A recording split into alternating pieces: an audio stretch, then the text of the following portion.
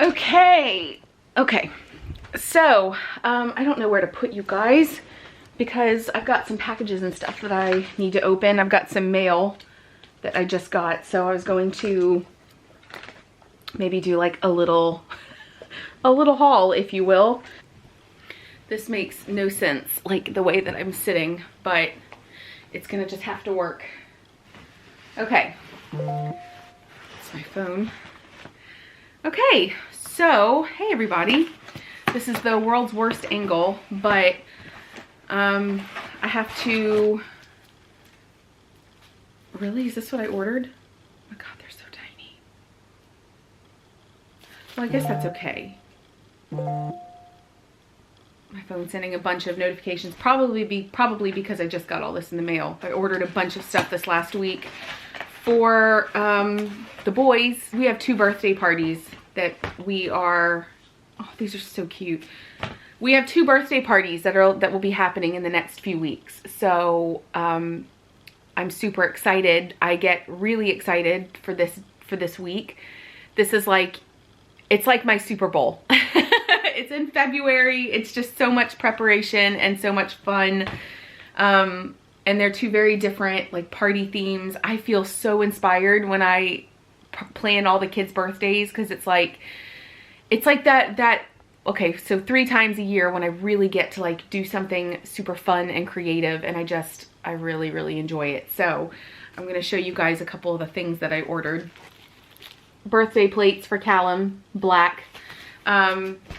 Callum is having a bowling party, and so most of the party will be at the bowling alley, but we will have all the boys come here first. Let me get his invitation. Hold on. All right. So this is his little invitation with the 9. Yeah. I could not find any bowling plates here in Germany, and I just wasn't going to deal with like shipping and all the mess that comes with trying to get it elsewhere. Okay, so let me see what else I have. So that's for Callum. Is that the only thing for Callum? Plates? Oh yeah, okay, good. Yeah, okay, this is also for Callum. This is his cake topper. It says happy birthday. Okay, so this is also for Callum. This is, what is this? Oh, good, that's the tape. Balloon tape. Okay. Callum's balloons. So that's it for Callum. All right, and then for Elliot, this is so cute. So he wanted a dinosaur party.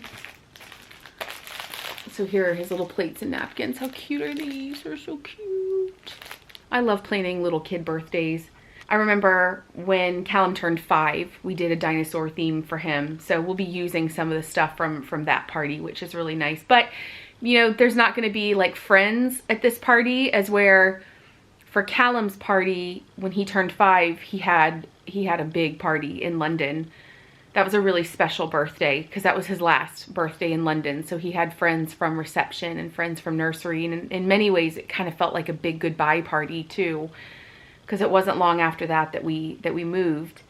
So I feel very sentimental, like planning a birthday for Elliot that has, you know, dinosaurs, knowing that that was such a special birthday for Callum. And I think it's going to be really special for Elliot too. So he's got his little plates and his cups, and I'm super excited for that. And then it's hard to tell, but here are his balloons. You can't tell. It's got a whole bunch of stuff all over them, but he's got, this will be really nice, really, really nice. And I ordered these little guys for his cake topper, which, you know, to be honest, I'm a little disappointed in, because I thought this little T-Rex was going to be red, and this little T-Rex is orange, which it looked red in the picture. So I'm a little like, ah! And now I'm wondering if I ordered the right thing. I'm sure maybe I can make it work. I mean, I'm going to have to. These are cute. Those are super cute. I'm awaiting another arrival of stuff from another party store that's actually here in Berlin.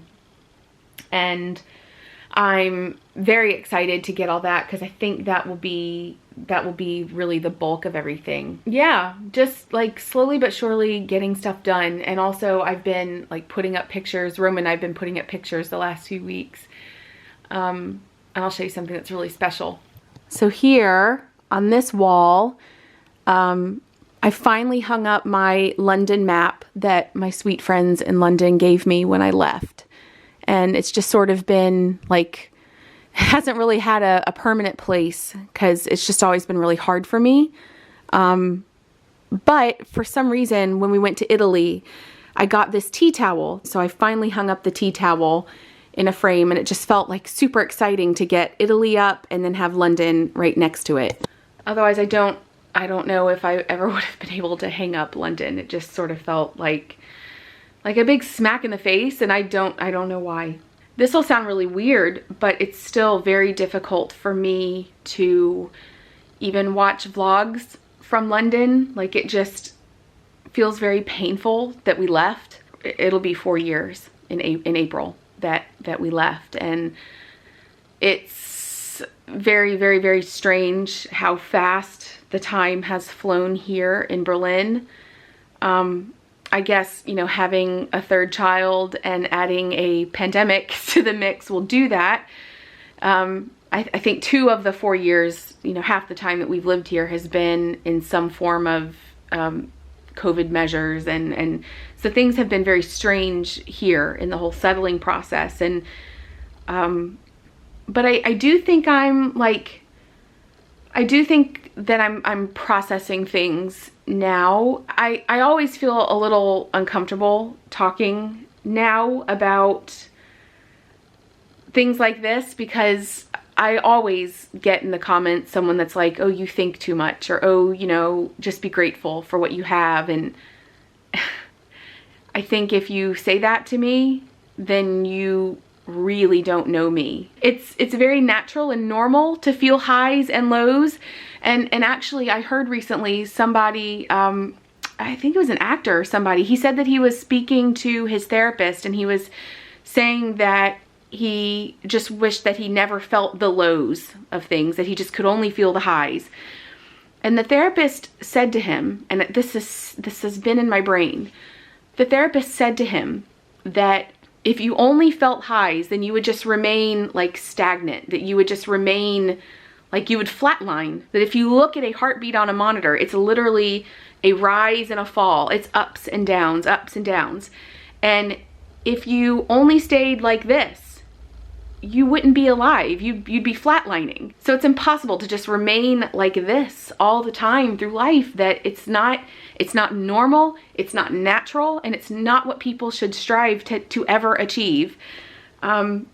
Instead, when you feel the lows, talk about them, because talking about them moves you out of them and moves you to a way to use those feelings in a way to help lift you up to another high again, and, you know, to celebrate the highs, but also acknowledge that the lows do exist and they're there. And, you know, I think it's just something that I'm processing right now, just how life has been here for the last few years, and like really questioning my own personal happiness here and what that means in a family dynamic, what that means for me within my marriage, what that means for me as an individual. And I think it's just something that I'm thinking about so much because I have the ability to think for the first time in years. I was really, really happy, like on an individual level. I was really happy in London, and I could have lived there the rest of my life if it worked for the family. Obviously, you know, we knew that the kids needed more German in their daily lives. That was not happening obviously in British schools. It was really, really, really important that Roman had a fulfilling career. That wasn't going to happen in London. Well, Brexit happened. What happened with a lot of companies that had a lot of Europeans at that time was they just started tightening the belt strap a little bit. that after Brexit happened, they knew that the UK was not going to be the place that it was for, at least for Europe. A lot of European-based companies that had satellite offices and things, or European-based companies that were based in London, they now needed to find an EU base. And that's what happened with a lot of companies. We knew a lot of friends that ended up leaving after that happened. We moved to Berlin, but for me, it was a huge sacrifice to come back here. It was very much so a very difficult thing for me. I was excited for a new chapter, excited for the kids, excited for Roman, but for me, it was really difficult. And I think, and like I tell people in my family and my close friends, that it felt like leaving home again. It felt like saying goodbye to home again. And that's harder to do the second time.